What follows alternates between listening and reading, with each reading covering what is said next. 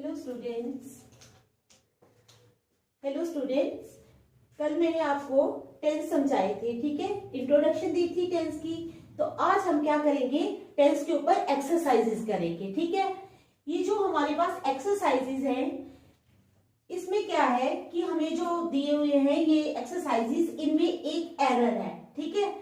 जैसे ए, B, C and D, ठीक है। इस हर एक सेंटेंस में कोई एरर है, कोई ऐसा भी सेंटेंस है जिसमें कोई भी एरर नहीं है। तो हमने फाइंड करना है कि किस सेंटेंस में एरर है और कौन से सीक्वेंस में है, ए में है, बी में है, सी में है या डी में है। तो यही हमारा मेन मोटिव है कि हमने एरर इन सेंटेंसेस में एरर फाइंड करना है। और अगर इन सेंटेंसेस में एरर नहीं है, किसी सेंटेंस में इनकेस एरर नहीं है, तो हमने बताना है कि वहां पे एरर नहीं है, ठीक है। तो चलो हम स्टार्ट करते हैं। The Tata group owns many industries that are spread across the globe, no error। एक तो सेंटेंस है हमारा, the Tata group owns many industries that are spread across the globe।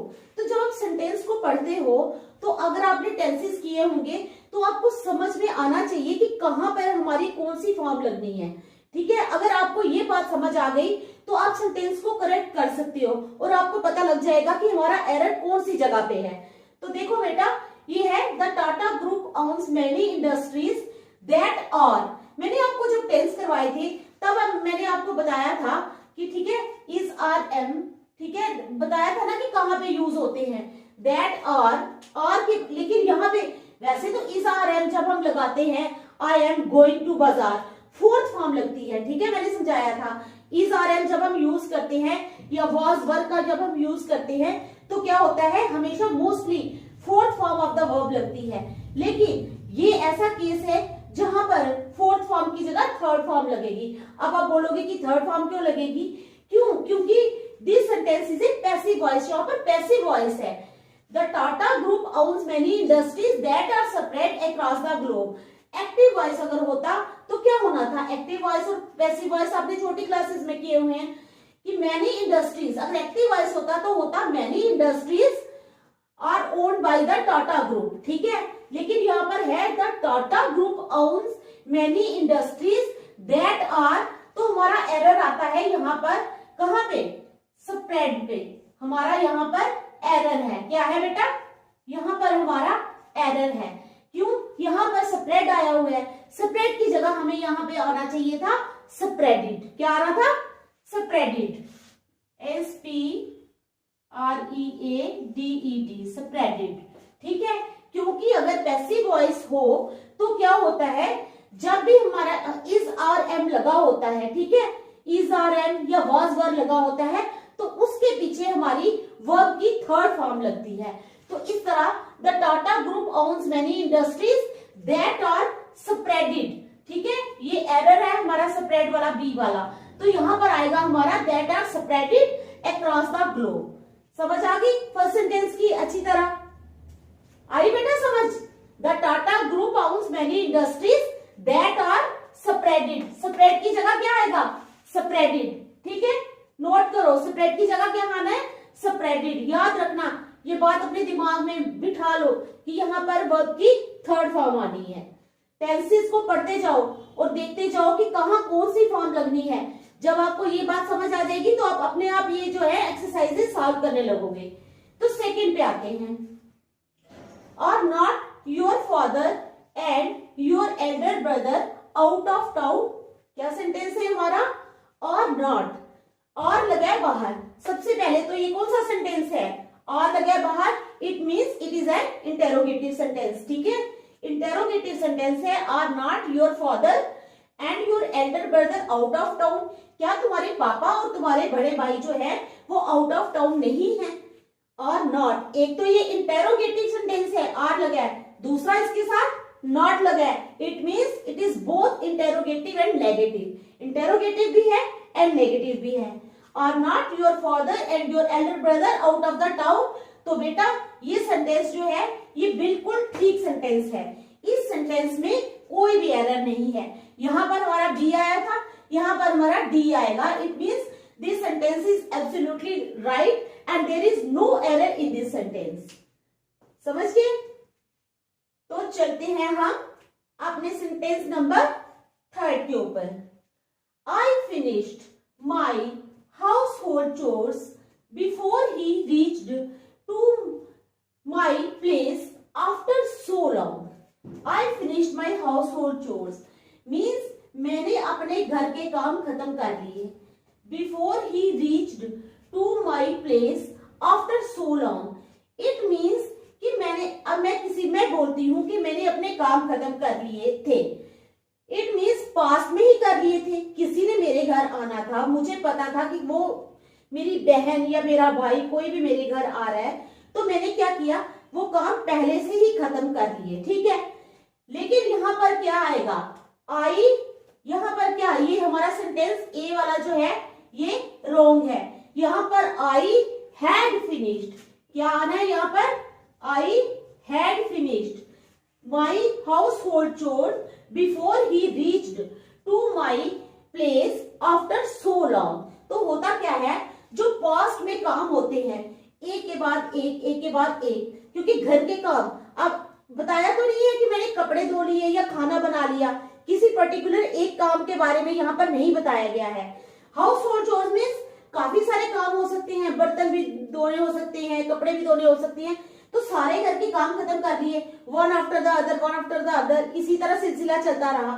तो क्या होता है, पास्ट में जब एक के ऊपर एक, एक के ऊपर एक जब काम जो है वो खत्म किया जाता है, तो जो काम पहले खत्म होता है वो पास्ट, उसके साथ पास्ट परफेक्ट टेंस आता है।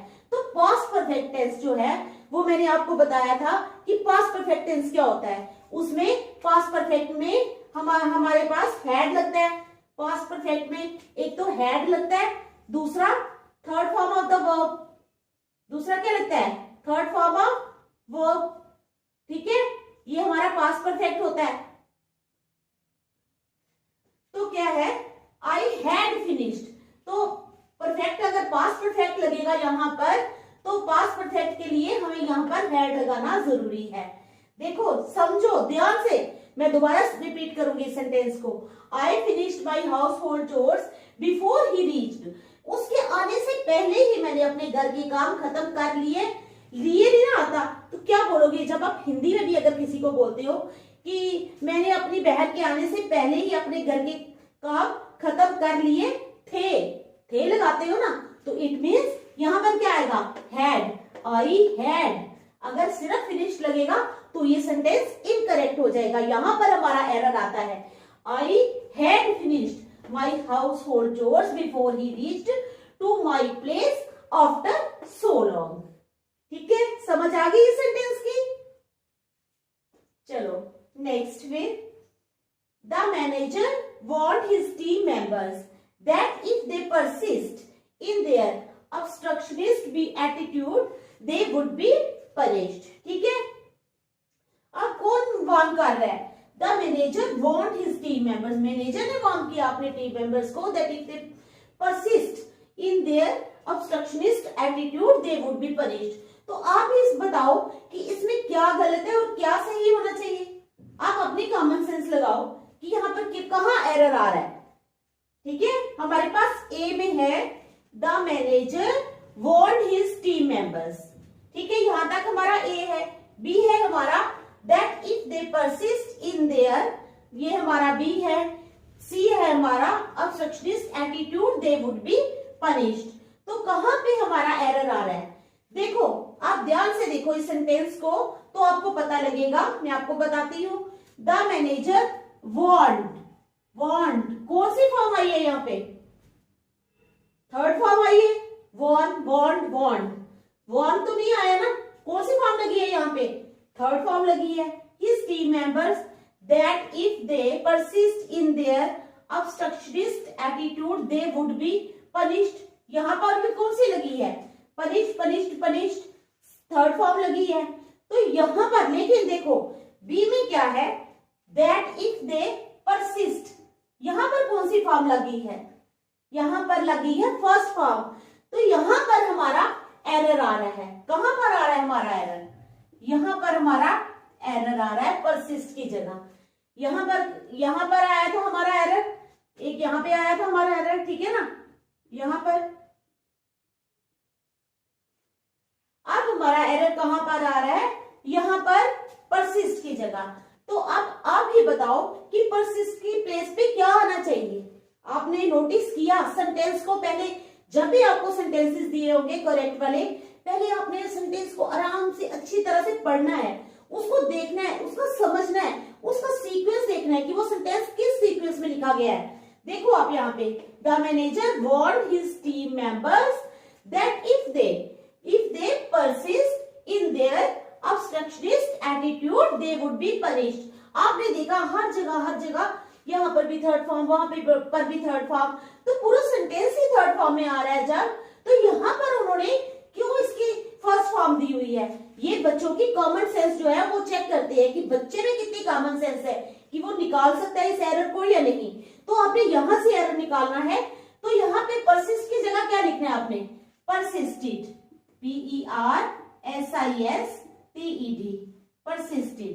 तो persist की प्लेस पे आपने क्या लिखना है, persisted। ठीक है, समझ आ गई। जब आप करेक्ट करोगे तो आप क्या कैसे सेंटेंस दोबारा बनाओगे, आप बनाओगे the manager warned his team members that if they persisted in their obstructionist attitude they would be punished। Okay, समझ आ गई। चलो next, I used a pair of black trousers for a week, फिर no error। पढ़ो sentence को अच्छी तरह। I used, ठीक है, I used a pair of black trousers for a week। तो कहां पर हमारा एरर है, अच्छी तरह से इस सेंटेंस को देखो और बताओ कि हमारा एरर कहां पर है। लग रहा है पता, कुछ लग रहा है पता कहां पर एरर है हमारा।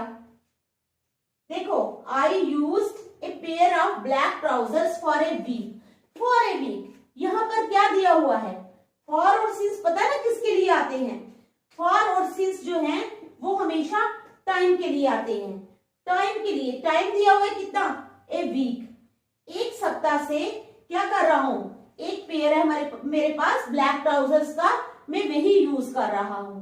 तो लेकिन ये क्या हुआ, आई यूज, अभी भी देखो उसने पास्ट में शुरू किया है वो पेयर पहनना ब्लैक ट्राउजर्स का, और कह रहा है I used a pair of black trousers for a week, यानी अभी भी वो पहन रहा है।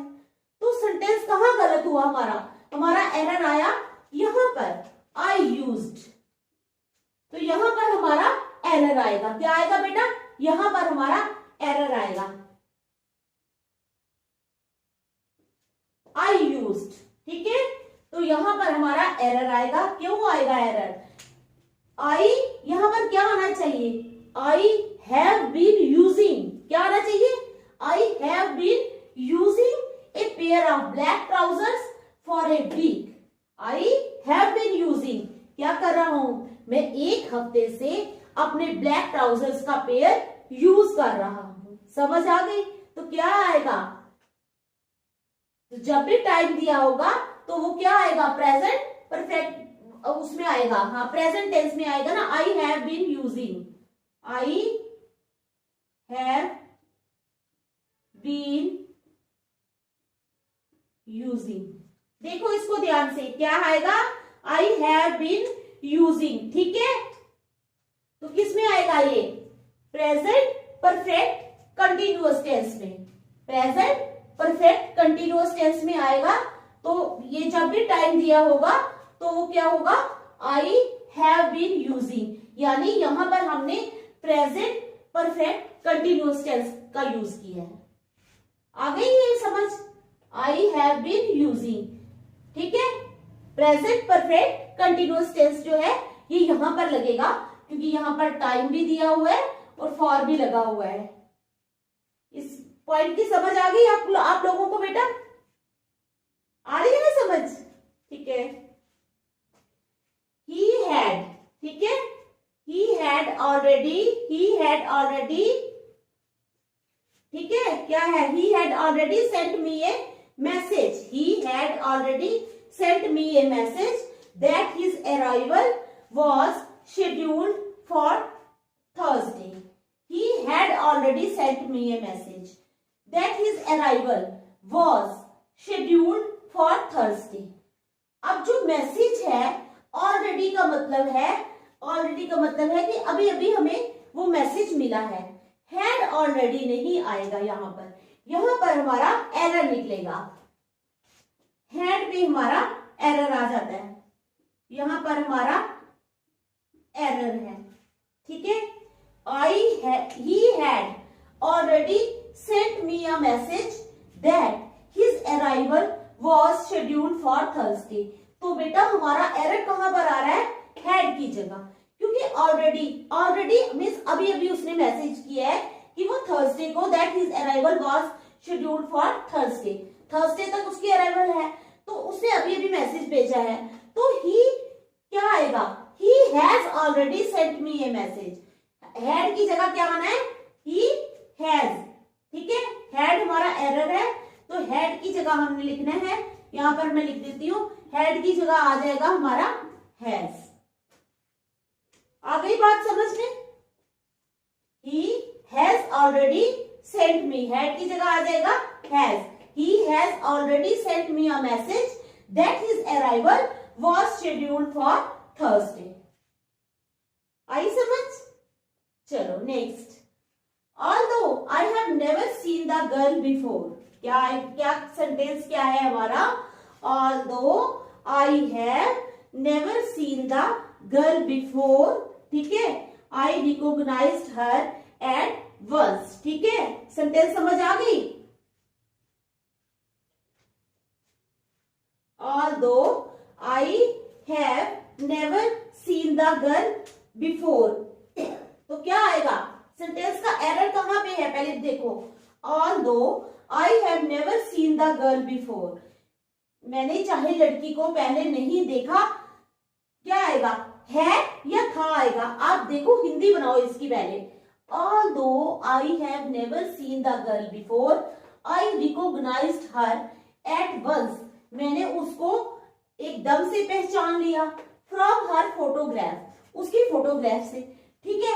तो क्या है, यहां पर कौन सी फॉर्म लगी है, रिकॉग्नाइज्ड, क्या लगा है, रिकॉग्नाइज्ड। ये हमारा एरर नहीं है, इसको एरर मत समझना, ये हमारी फॉर्म लगी हुई है, ठीक है। सेकंड फॉर्म, थर्ड फॉर्म लगी हुई है। ऑल्दो आई क्या आएगा, कहां पे एरर है हमारा एरर आता है यहां पर, हैव की जगह, यहां पर हमारा एरर आ रहा है, ठीक है। अगर आप ये जो मैं करवा रही हूं, आप इसको भी ध्यान से समझोगे तो आप लोगों को एग्जाम में बहुत आसानी आ जाएगी। एक आप यहां से समझोगे, दूसरा आप अपनी बुक से समझोगे, दो जगह से समझोगे तो बहुत जल्दी आपको ये एक्सरसाइज जो है वो सॉल्व हो जाएंगी। तो देखो, although I have never seen the girl before, अब आप जब बोलते हो हिंदी में किसी को कि मैंने उस लड़की को पहले कभी नहीं देखा था, बोलते हो ना, देखा था, फिर भी मैंने उसको पहचान लिया उसकी फोटोग्राफ से, तो क्या बोलते हो कि मैंने उस लड़की को पहले कभी नहीं देखा था। ये तो नहीं बोलते कि मैंने उस लड़की को पहले कभी नहीं देखा है नहीं बोलते। आप यही बोलोगे जब भी किसी को बोलोगे कि मैंने उस लड़की को पहले कभी नहीं देखा था, फिर भी जब मैंने उस लड़की की फोटोग्राफ देखी तो मैंने उस लड़की को पहचान लिया। समझ मेरे पॉइंट को समझ रहे हो ना आप लोग कि मैं क्या कहना चाह रही हूँ। मैं यही कहना चाह रही हूँ कि आप पास में जाके वो सेंटेंस बोलोगे ना हिंदी में, मैं हिंदी में समझा रही हूँ आपको ताकि आपको समझ आए कि मैंने उस लड़की को पहले कभी नहीं देखा था, फिर भी मैंने उसकी फोटोग्राफ देखी तो मैंने उसको पहचान लिया। तो यहाँ देखो, although I have never seen the girl before, I recognized her at once from her photograph। तो यहाँ पर हमारा एरर आ रहा है बेटा हैव में। हमारे यहाँ पर हैव की जगह क्या आना चाहिए, हैव की जगह आना चाहिए हैड, हैव की जगह क्या आना चाहिए हैड, ठीक है। देख लो एक बार, मैंने एरर लिखी है, इसको देख लो अच्छी तरह, फिर मैं नेक्स्ट चलती हूँ, ठीक है। समझ आ रही है, ठीक है।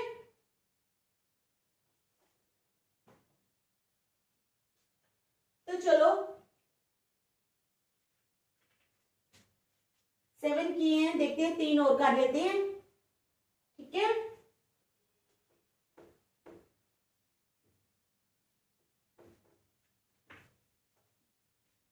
यहां तक समझ आ गई ना आप लोगों को?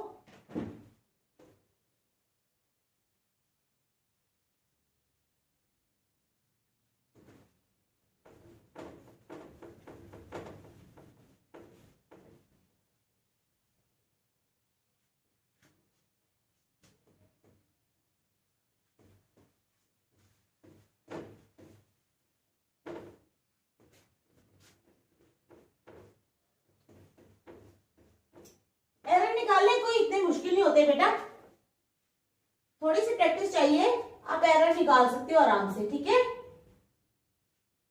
और वो प्रैक्टिस आप लोग कर सकते हो, अगर आप चाहो तो बहुत आराम से वो प्रैक्टिस कर सकते हो और अपने एरर जो है वो निकाल सकते हो, कोई मुश्किल काम नहीं है इसमें, ठीक है?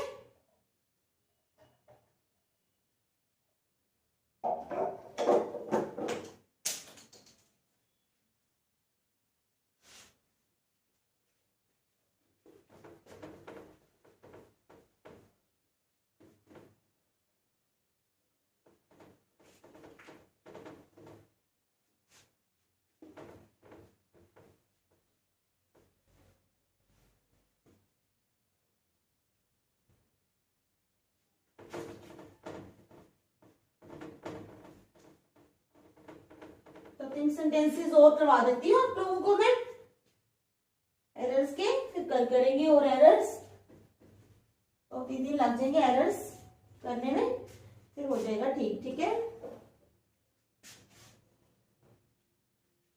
7 तक हमने किए थे ना, ठीक है? अब है हमारे पास vermin,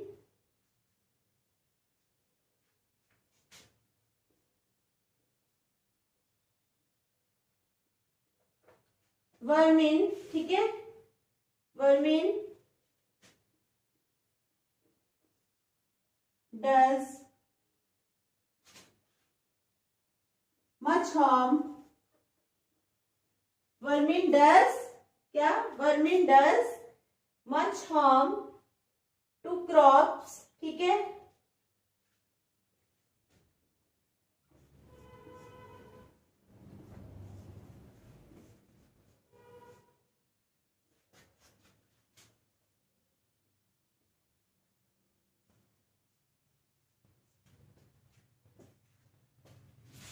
vermin does much harm to crops, vermin क्या होते हैं, अरे बताओ वर्मिन क्या होते हैं? वर्मिन एक तरह के वाइल्ड एनिमल्स जिनको बोल सकते हैं, कीड़े, जिस तरह रैट्स है, ठीक है, उनको बोलते हैं वर्मिन। वर्मिन जो होते हैं वो क्या करते हैं, रैट्स, जैसे रैट्स है, रैट्स के क्या करते हैं, अपने साथ डिजीज लाते हैं, ठीक है? तो फिर वो क्या करते हैं, क्रॉप्स को डिस्ट्रॉय करते हैं, क्रॉप्स जो है वो डिस्ट्रॉय हो जाती है और जो उनकी पैदावार है वो खराब हो जाती है, वो उग नहीं सकती। तो वर्मिन वो है, वर्मिन, मैं आपको वर्मिन का मतलब समझा रही हूँ कि वर्मिन है क्या। वर्मिन जो है वो स्मॉल वाइल्ड जो है एनिमल्स कह लो उनको, ठीक है, that carry diseases with them, ठीक है, एंड डिस्ट्रॉय द प्लांट्स, ये है वर्मिन की डेफिनेशन। तो vermin does much harm to crops, तो कहां पर हमारा एरर है, सोचो पहले आप लोग कि हमारा एरर है कहां पर। वर्मिन, वर्मिन क्या है, स्मॉल वाइल्ड एनिमल्स हैं, एनिमल्स हैं, ज्यादा है ना वर्मिन। अब एक वर्मिन तो नहीं आएगा ना क्रॉप्स को डिस्ट्रॉय करने, ठीक है, एक कीड़ा या एक वो छोटा सा जंतु कोई तो नहीं आएगा क्रॉप्स को डिस्ट्रॉय करने। जब भी क्रॉप्स को डिस्ट्रॉय करने आएंगे काफी सारे आएंगे और डिस्ट्रॉय करेंगे, तो इट मीन्स वर्मिन जो है वो प्लूरल है, ठीक है? तो वर्मिन के साथ क्या आएगा, यहां पर हमारा एरर आ रहा है, डज, यहां पर हमारा एरर है, डज जो है ये हमारा एरर है, क्या है हमारा ये एरर है। तो वर्मिन, वर्मिन के साथ आना चाहिए वर्मिन डू, क्या आना चाहिए, vermin do much harm to crops, समझ गए, vermin do much harm to crops. Sentence में यहां पर मेरे पास जगह है, मैं करेक्ट करके लिख देती हूँ। सेंटेंस जो करेक्ट होना चाहिए वो आना चाहिए, वर्मिन डू मच हार्म, ठीक है, much harm to crops, okay, समझ आ गई, vermin do much harm to crops. तो ये हमारा सेंटेंस आना चाहिए, ये तो इजी ही है, ठीक है, लेकिन आप देखो मैंने आप लोगों को करवाया है, अगर आप इसको देख रहे होंगे तो आप क्या करोगे, उसी वक्त आपके माइंड में आ जाएगा। अगर ये सेंटेंस इन केस एग्जाम में आता है तो आप एग्जैक्टली आपको याद आ जाएगा कि हमें मैम ने करवाया था ये बोर्ड पे। और वैसे भी जो चीजें देखी गई होती हैं, सुनी गई होती हैं, वो जो है वो माइंड में बैठ जाती हैं। ठीक है, तो आप लोगों के माइंड एकदम क्लिक करेगा कि मैम ने हमें बताया था कि वर्मीन जो है उसके साथ डज नहीं आता है, वर्मीन के साथ हमेशा डू आता है। तो आप उसी वक्त उस सेंटेंस को करेक्ट करके लिखोगे। ठीक है, तो चलिए नेक्स्ट, तो चलते हैं नेक्स्ट पे। नेक्स्ट है हमारा if the farmer got a washing machine. ठीक है, इफ द फार्मर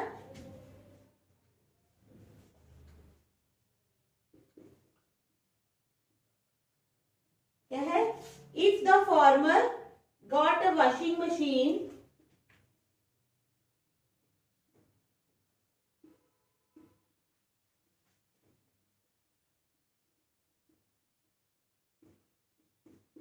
ठीक है, the farmer got a washing machine his wife can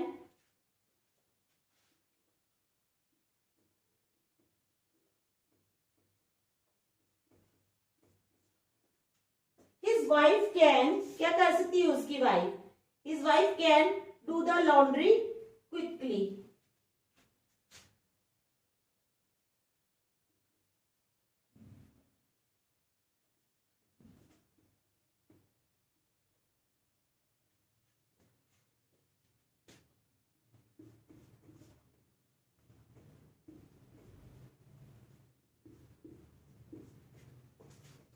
ठीक है, तो क्या सेंटेंस है हमारा, if the farmer got a washing machine. अगर फार्मर के पास एक क्या होता, वॉशिंग मशीन होती, if the farmer got a washing machine, अगर वो एक वॉशिंग मशीन ले आता, if the farmer got a washing machine, अगर फार्मर एक वॉशिंग मशीन ले आता तो क्या होता, his wife can do the laundry quickly, तो उसकी बीवी जो है उसको कपड़े धोने में आसानी हो जाती, यानी वो जल्दी से कपड़े धो सकती थी। तो यहां पर हमारा एरर जो है वो कहां पर आ रहा है, सोचो। ठीक है, थोड़ा अपना भी माइंड यूज करो और बताओ मुझे कहां पर एरर आ रहा है। ठीक है, if the farmer got a washing machine, कौन सी यहां पर फॉर्म लगी है वर्ब की, गॉट। गॉट कौन सी फॉर्म है, get, got, gotten second form लगी है। ठीक है, तो क्या होगा, if the farmer got a washing machine his wife can की जगह हम क्या करेंगे, यहां पर हमारा एरर आ रहा है कैन में, कैन में आ रहा है हमारा एरर। यहां पर कैन तो सेकंड फॉर्म लगेगी, यहां पर कुड। तो हमारा सेंटेंस क्या बनेगा, if the farmer, right sentence हमारा बनेगा, if the farmer got a washing machine, if the farmer got a washing machine his wife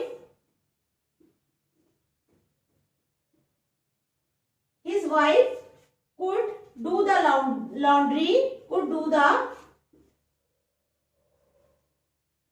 laundry quickly। ठीक है, समझ आई, आ गई ना समझ। If the farmer got a washing machine, second form. ठीक है, पिक करो, दिमाग लगाओ कि कौन सी फॉर्म लगी है वहां पर, फिर आगे जाकर क्यों यहाँ पर फर्स्ट आ गई, कैन क्यों लगा, तो एकदम दिमाग स्ट्राइक करेगा कि नहीं यहाँ पर कैन नहीं आना चाहिए, यहाँ पर कुड आना चाहिए। ठीक है, try to pick the error. ठीक है, अपना दिमाग को यूज करो और एरर को जल्दी से जल्दी फाइंड करने की कोशिश करो कि कहाँ एरर है। तो कहां पे एरर है, हमारा एरर है कैन पे। कैन की जगह हमें कुड यूज करना है। If the farmer got a washing machine his wife could do the laundry quickly. ठीक है बेटा, समझ आ गई। एक सेंटेंस और करेंगे, चलो एक करेंगे और, every conceivable race and nationality. ठीक है, every conceivable race and nationality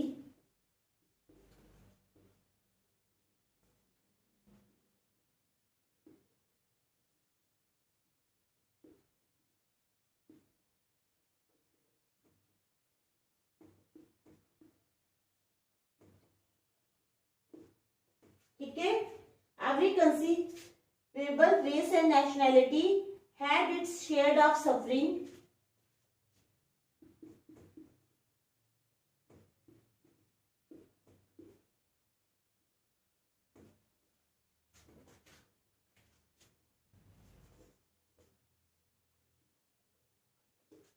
had its, ठीक है, had its share of suffering in the world wars.